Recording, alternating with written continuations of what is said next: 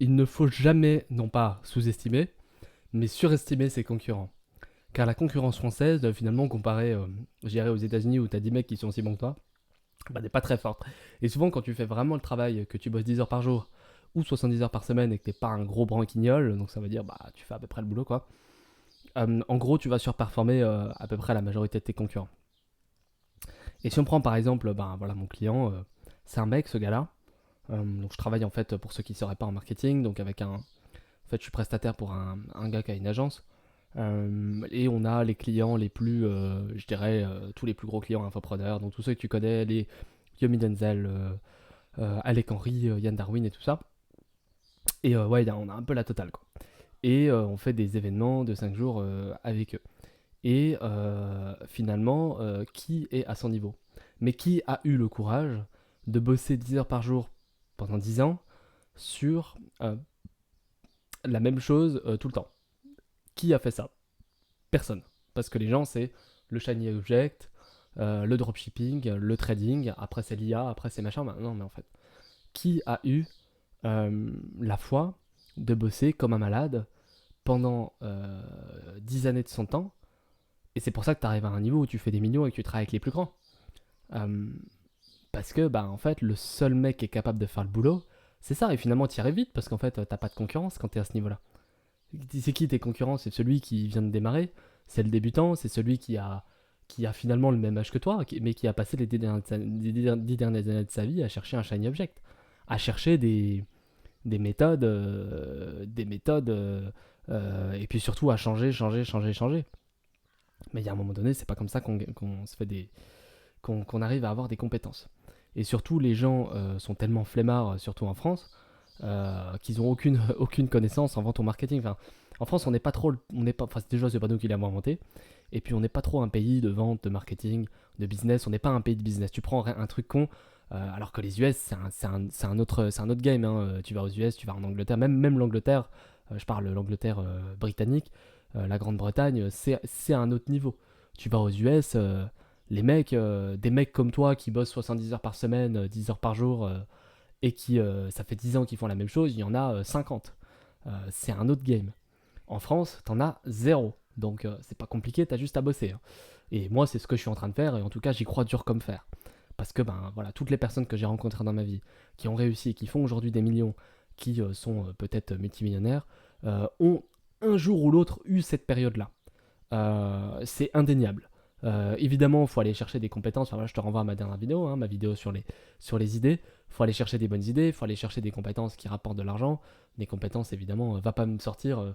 Moi, je m'en souviens quand j'avais, à l'époque, quand j'étais plus jeune, je faisais de la maquette automobile. Donc, en fait, tu reçois les bagnoles. Bah, d'ailleurs, on en voit certainement là, derrière moi, là, certaines voitures que j'avais faites.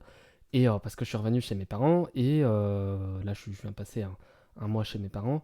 Et puis ensuite je repartirai en vadrouille.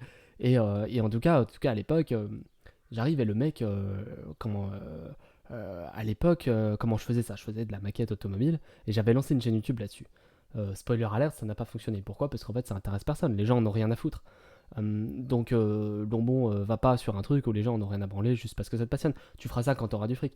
Quand t'auras plein de fric, que tu seras. Mais moi, c'est ce que je me dis. Je ferai ça, j'irai faire des chaînes YouTube, je prendrai une équipe et j'irai faire une chaîne YouTube sur de la maquette auto. J'irai faire mes maquettes quand j'aurai plein de fric et que j'aurai que ça à foutre. Et que j'aurai un mois, 2 mois, 3 mois de mon temps à passer à faire ça, tu vois. Et aujourd'hui, les gens. Enfin voilà, c'est finalement, on va devenir meilleur qu'eux et on va faire mieux qu'eux. Et comment on fait mieux qu'eux? Eh ben, on apprend des vraies compétences tangibles. Je ferai une vidéo sur les compétences aussi, il faut que je la fasse. Elle est prévue dans la liste, mais il faut juste que je la tourne. Et on bosse 70 heures par semaine, on développe des vraies compétences, on se défonce au travail. Et voilà, et 70 heures par semaine, ça peut inclure évidemment un job salarié, c'est-à-dire bah, tu vas passer ton temps libre, tant que c'est pas rentable, tant que ça marche pas évidemment, hein, tu vas passer ton temps libre sur ton projet. Et c'est good, genre c'est ok, tu vois. Et on va faire ses premiers revenus sur Internet, comme moi je l'ai fait. Honnêtement, c'est pas très difficile. Il suffit d'être sérieux, d'être volontaire, pardon, de vouloir travailler avec trois clients qui sont prêts à nous faire travailler. Moi, j'ai commencé, j'étais assistant virtuel. C'est-à-dire, il n'y a, pas besoin y a pas besoin de compétences pour ça. En fait, tu vas faire des tâches très simples, répétitives, que les mecs n'ont pas le temps de faire. T'as pas besoin de compétences pour ça. Alors évidemment, et tu les apprends sur le tas en fait.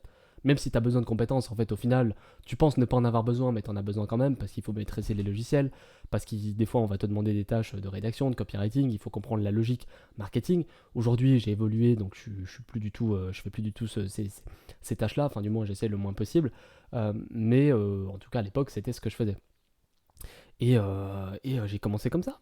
Et puis, bon, bah, il y a un moment donné, tu finis par apprendre des trucs. Tu finis par apprendre à faire du marketing, comment on fait un lancement, comment on gagne du fric, comment bah, un infopreneur, un mec qui a une formation en ligne, qui a zéro client, qui fait zéro chiffre d'affaires, bah, comment on le monte à 2-3 millions par an. Voilà. Et donc ça s'apprend. Et en fait, je trouve que quand on est jeune, surtout quand on a mon âge, entre 20 et 30 ans, il faut avoir une sacrée capacité d'observation. Il faut être très curieux. Il faut savoir aller chercher, aller fouiller un petit peu tout ce qu'on a accès, évidemment. Moi, c'est ce que je fais tous les jours au quotidien. Je vais chercher dans les BM, je vais regarder comment un tel fait ça, comment un tel fait ci. Et j'adore, et moi ça me passionne, je kiffe faire ça. Et il faut faire ça, il faut prendre plaisir. Alors prendre plaisir, oui et non, mais il faut le faire quand même.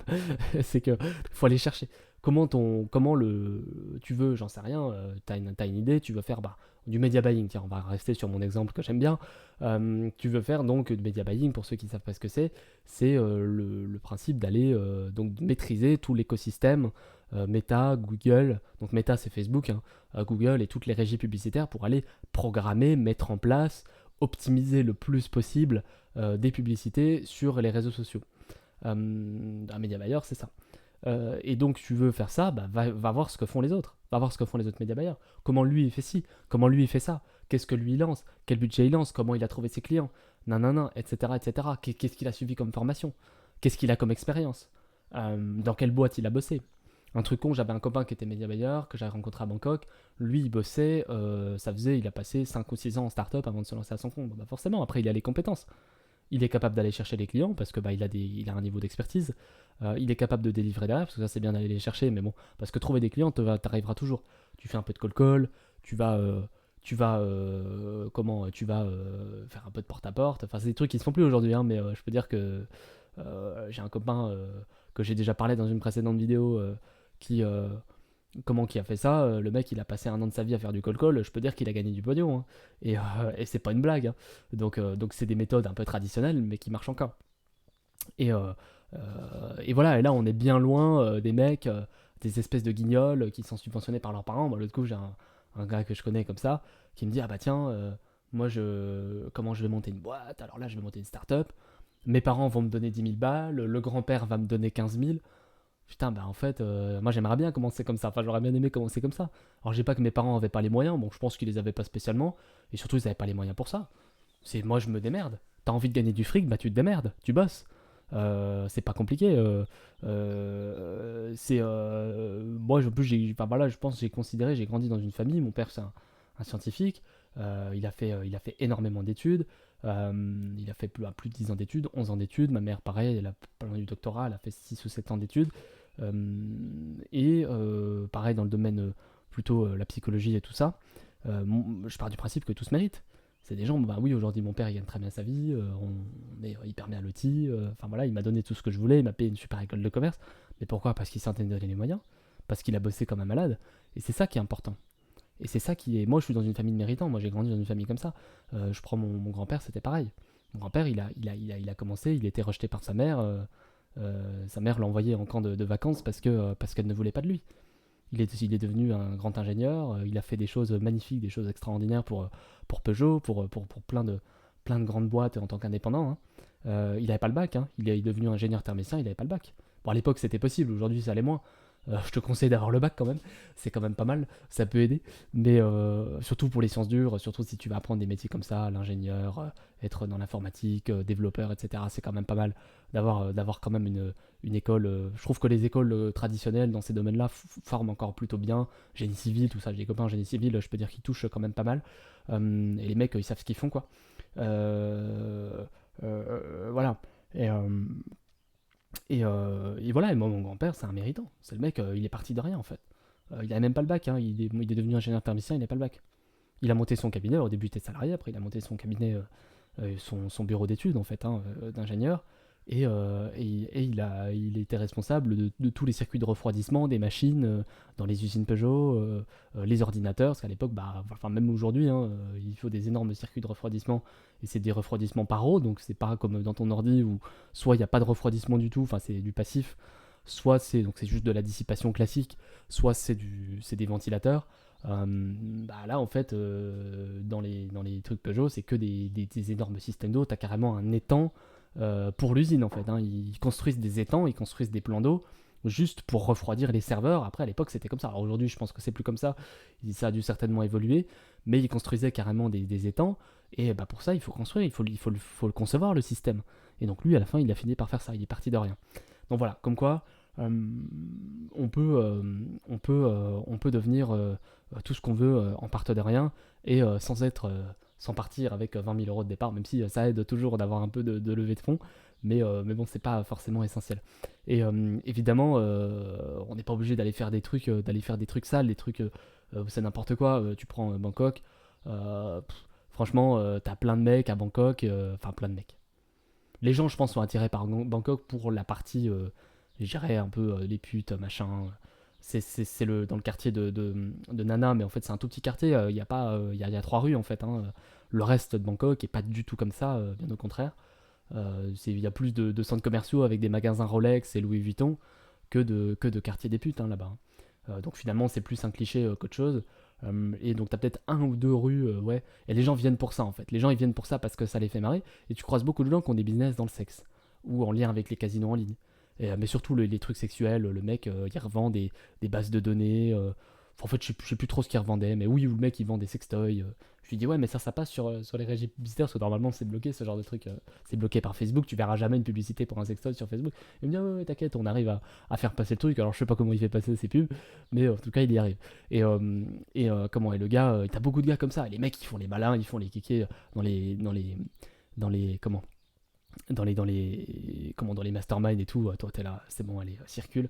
Je dis pas que c'est pas un business qui marche, mais tu te dis tu veux lancer un business dans tout ce qui est sexe, sexualité, etc. Tu peux pas faire de pub sur aucun des réseaux sociaux, ou alors faut trouver vraiment des entourloupes un petit peu détournées. Bon, ça peut se faire, mais c'est beaucoup plus compliqué. Donc tu pars déjà tu tires déjà une balle dans le pied. T'es obligé d'aller collaborer avec des gens qui sont pas très honnêtes, avec des régies publicitaires qui sont pas du coup Facebook Meta, qui sont pas des énormes régies comme Facebook, qui sont des trucs un peu moins honnêtes, des sites de téléchargement illégal, tu sais, toutes les pubs un peu scammy que tu vois, des sites porno, des choses comme ça. Donc c'est pas forcément des business où les mecs sont très clean et ont envie de te faire du bien, hein. Les mecs, ils ont plutôt envie de te baiser, c'est tout ce qui les intéresse. Donc, faut pas te faire arnaquer. Enfin, t'imagines en fait que tu pars avec un énorme boulet que tu vas traîner derrière toi. Enfin, laisse tomber quoi. Et tout ça parce que les gens, ça les fait marrer, parce que c'est de la sexualité, c'est je sais pas quoi. Enfin, les gars, c'est bon quoi. Grandissez, arrêtez d'être des enfants de 5 ans et on avance, tu vois. Bon, si c'est vraiment ça que t'as envie, fais-le, mais bon, sans parler du fait que tu prends tous les trucs au FM Business et compagnie ou FMIA, bah t'as combien de créatrices qui font ça? T'en as combien? Puis bon, c'est pas parce qu'elles font des grosses audiences, parce que bah forcément la meuf elle agit d'une paire de nichons sur Instagram, ça donne envie. Mais qu'est-ce qui fait que derrière, qu'est-ce qui te dit que derrière, elle a vraiment des revenus conséquents, stables, liés à son activité? Bah en fait, t'en sais rien. Et que les mecs derrière qui sont derrière elle mangent. Qu'est-ce qui dit que elle c'est pas une grosse perverse narcissique et que la meuf elle rémunère ses collaborateurs n'importe comment, que elle se fait plein de fric mais qu'à la fin elle te rémunère même pas 1% de ce qu'elle gagne. Qu'est-ce qui te dit ça, tu vois? Donc encore une fois je pense que c'est des fausses bonnes idées et que c'est plutôt des trucs qui font rigoler les gens en repas de famille, et qui sont moins des bonnes idées que ça n'y paraît. Malgré le fait qu'il y a une douleur, il y a un besoin, mais bon, comme tout marché en fait, c'est pas différent d'un autre marché. Et je pense que c'est beaucoup plus intéressant d'aller implanter un marché beaucoup plus éthique, beaucoup plus légal, qui touche beaucoup moins à la vie, enfin, même si c'est légal, mais qui touche beaucoup moins à la vie privée des gens, qu'à une douleur qui est aussi forte. Le marché de la perte de poids, le marché du relationnel, par exemple, du fait de rencontrer des gens, comment on rencontre l'amour de sa vie, par exemple. Enfin, tu vois, c'est un marché qui est un marché un peu similaire, et qui est tout à fait, enfin, qui est beaucoup plus accepté, beaucoup moins, ou qui touche beaucoup moins à la vie privée de chacun, en fait. Donc tu te feras accepter par Meta, ce sera beaucoup plus facile de faire du business, etc. etc. Donc voilà, faut savoir où est-ce que tu veux aller. Et, euh, et souvent, voilà, c'est comment c'est qu'il faut sortir un petit peu des trucs débiles et il faut créer quelque chose de vrai. Il faut créer quelque chose de vraiment bien qui va t'animer tous les jours, où tu vas te lever le matin. Enfin, la question c'est est-ce que tu as envie de te lever le matin en te disant que les mecs te payent pour se branler? Enfin, c'est ça quoi. Tu vois, les mecs te payent pour se branler la nouille. Est-ce que tu as envie de te lever le matin en faisant ça? Est-ce que tu as envie? Non. Enfin, moi personnellement, j'ai pas envie quoi. Je veux dire, ça m'intéresse pas. Alors oui, peut-être que ça te fait marrer 5 minutes, mais regarde-toi dans un miroir, dis-toi si t'as envie. Ben non, moi j'ai pas envie de faire ça. J'ai pas envie. Je préfère me lever le matin en disant que ben, moi, les clients de mes clients, ou mes clients eux-mêmes, on a réussi à leur générer des millions. Et les mecs, ils sont enfin heureux, ils ont pu changer leur train de vie, ils ont pu s'expatrier, etc. Donc en fait, on a changé leur vie à ces mecs-là. Et encore une fois, les clients de mes clients, ben, comme on travaille pas avec n'importe qui, nous on travaille pas avec les... On travaille pas avec ceux qui scamment, hein, évidemment. Mais on travaille que avec les bons. Et d'ailleurs, je trouve que Emile, mon client, a une capacité à sélectionner ses clients qui est plutôt bonne. Mais encore une fois, quand tu as un gros niveau d'expertise, ben, ça marche. Et on ne travaille que avec ces gens-là. Et du coup, bon, bah, en fait, tu vois que les clients de tes clients, eux aussi ont des résultats, eux aussi changent leur vie, eux aussi sont hyper enthousiasmés par les formations. Et moi, je préfère transformer la vie des gens que me lever le matin en disant, bah voilà, même avec cette chaîne YouTube, je vais pouvoir aider même ne serait-ce qu'un mec, ou deux, ou quatre, ou 10, j'en ai rien à foutre d'aider 10 mecs ou 100, ou 1 million, mais l'objectif, je préfère me lever le matin en disant que j'ai aidé des mecs, pardon, que me lever le matin en disant que j'ai payé, enfin qu'un mec m'a payé, m'a donné X euros pour se branler, tu vois. Donc après voilà, chacun choisit. Chacun choisit où il trouve midi à sa porte. J'imagine que YouTube ne va pas aimer cette vidéo à cause de mon vocabulaire assez cru, mais je pense que c'est une vidéo que je me devais de faire et qui est importante et qui pose vraiment les bases de ce que j'ai envie d'enseigner, de ce que j'ai envie de montrer. Voilà, donc merci beaucoup de m'avoir suivi et je te souhaite une bonne continuation. N'hésite pas à regarder d'autres vidéos parce que je pense que d'autres vidéos risquent de fortement t'intéresser. Voilà.